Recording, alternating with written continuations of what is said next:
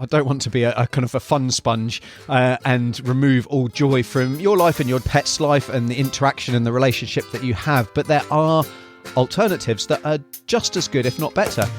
Welcome to the Call the Vet Show, the podcast that helps pet parents understand and optimize the health of their furry family so they can live the full and happy life you want for them.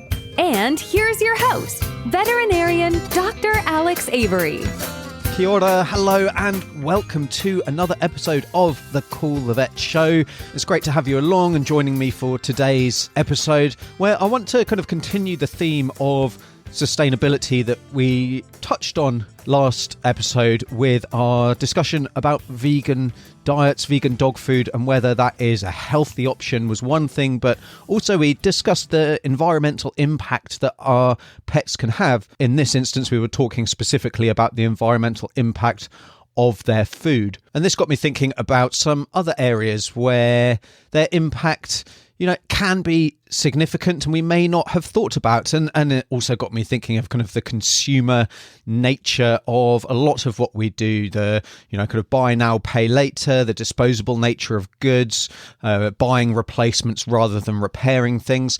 And funnily enough, I came across an advert for a subscription box, a monthly subscription box. If you're not sure what they are, you pay a monthly fee. You get a couple of toys, some chews, some treats, and maybe some accessories sent to you every single month. Now, depending on kind of which subscription you sign up for and what level you sign up for, depends exactly on what you're going to get. But you're getting these things every single month. And really, this stood out to me as something that is kind of everything that's wrong with consumerism and with our disposable practices. Because after all, if you're getting a couple of toys for your dog every single month, they're really not going to be toys that are going to last. They're not going to be toys that are going to be durable. And really, they're not going to provide much enjoyment for your dog for any significant period of time. After all, if they did, why would you be needing 2 toys a month for presumably the rest of your dog's life? That would be the aim of these companies. And they don't come cheap either.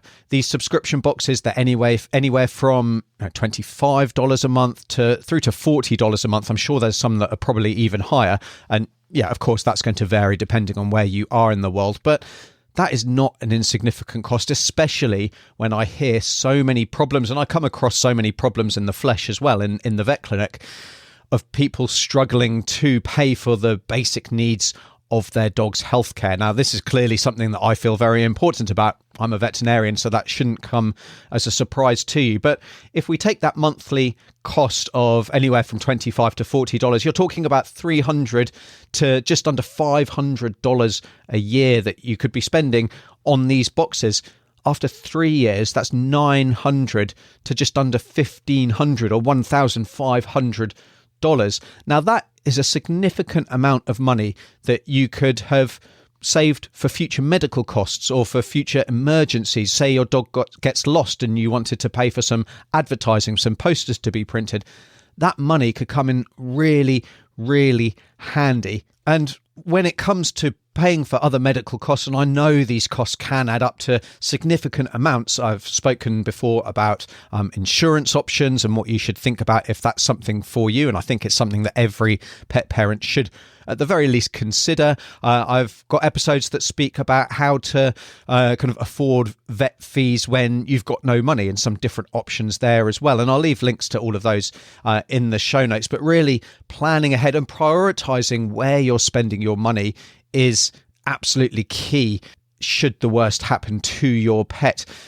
So that's one aspect. And I know a lot of people are struggling at the moment as well.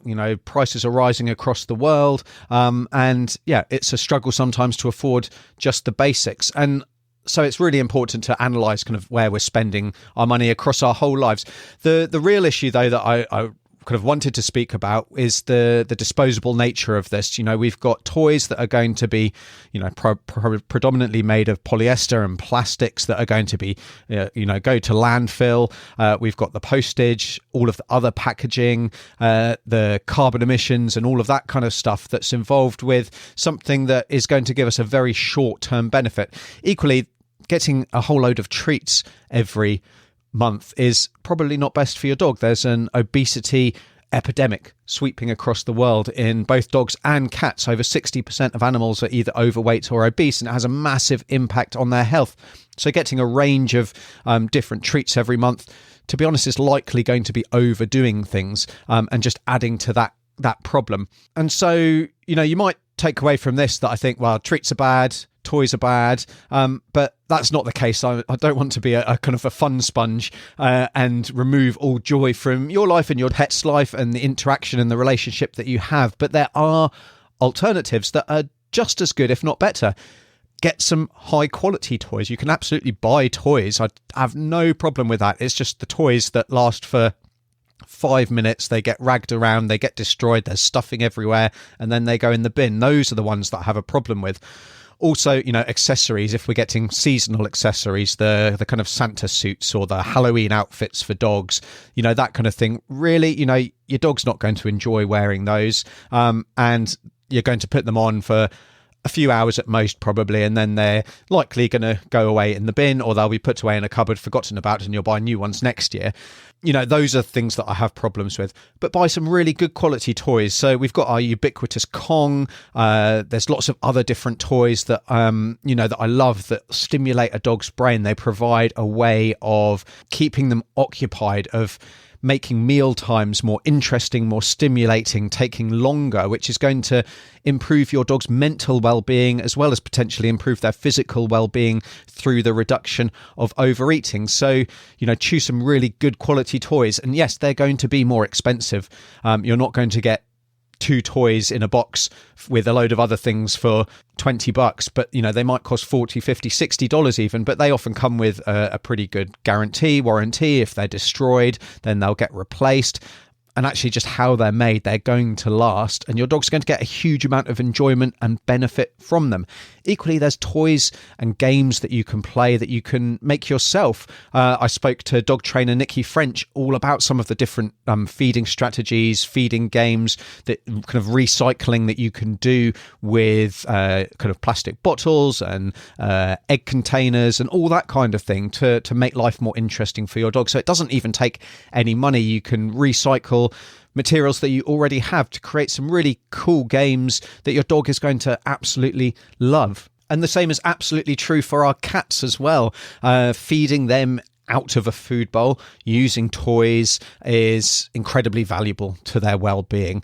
For the same reasons, it keeps them stimulated. It kind of can simulate that hunting activity, provide them with smaller, more frequent meals, which they often prefer. And generally improve both their health and their mental well-being.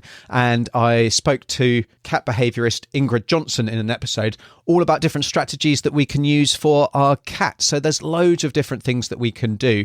It's not just the subscription boxes that are the problem. I think they just highlight a lot of the issues with maybe what's wrong when it comes to caring for and providing for our pets.